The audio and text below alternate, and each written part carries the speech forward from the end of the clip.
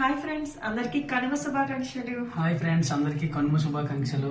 అందరూ ఈరోజు అయితే హ్యాపీగా నిన్న పండగ అయిపోయింది, ఈరోజు కనుమ అవుతుంది. కనుమ అయిపోయింది అది ఇక మళ్ళీ రొటీన్ లైఫ్.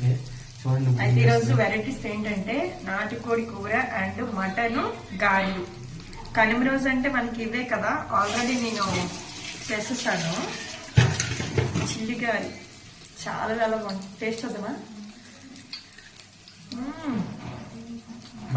నేను కూడా చూడనా. ఎర్లీ మార్నింగ్ అయితే మేము 4:30 లేచాము. ఈరోజు పప్పు అండ్ కలగూర కూడా వండాలి దేవుడికి. వండేసిన తర్వాత అంటే మారు మడపలు పెట్టాలన్నమాట. అంటే నిన్న పండగ అయింది కదా, మళ్ళీ ఈ రోజు కూడా మారు మడపలు పెడతారు.